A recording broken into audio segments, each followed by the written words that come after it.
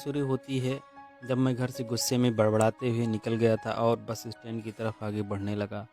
मैं मन ही मन बड़बड़ा रहा था, पता नहीं कितने पैसे छुपा के रखे हैं लेकिन मेरे लिए एक बाइक नहीं ले सकते।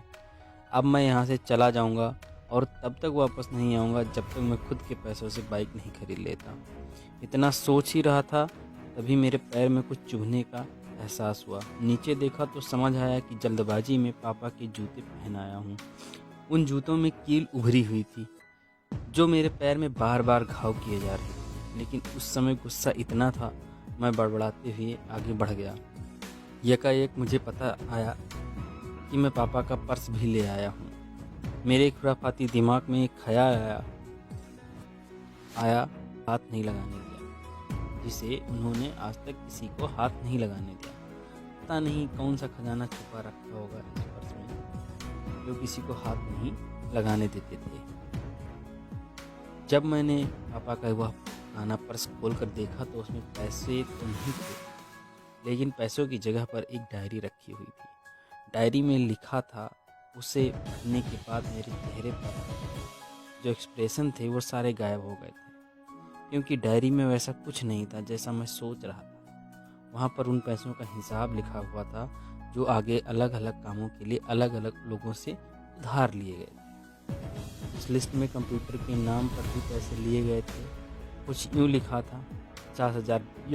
यह वही कंप्यूटर था जिसे मैं आज तक यूज कर रहा था, लेकिन मुझे यह पता नहीं था उस कंप्यूटर को खरीदने के लिए पैसे कहाँ से आए।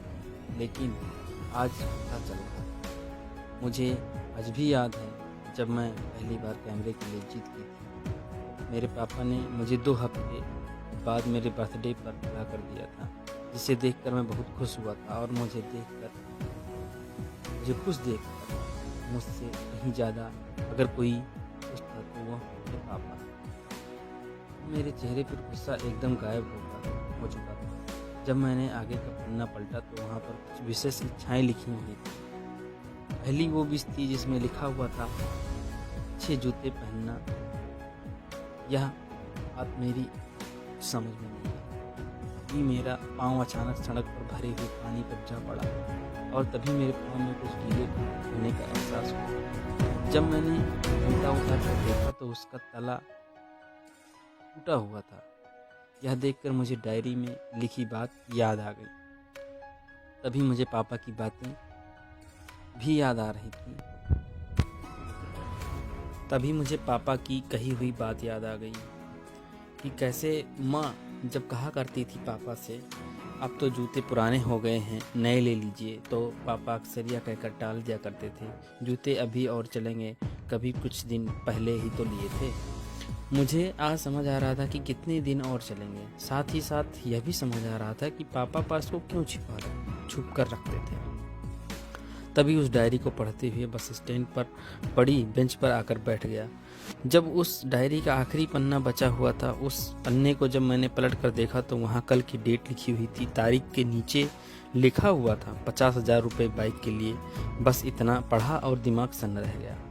अब मेरे मन में कोई शिकवा गिला नहीं था, बस मेरी आंखों में आंसू थे और वो रुकने का नाम नहीं ले रहे थे। मैं रोए जा रहा था। अब मैं जल्दी से घर की तरफ भागा, लेकिन जूतों की वह कील पाँव में चुभ रही थी। अब वह घाव बनाने में कामयाब हो चुकी थी।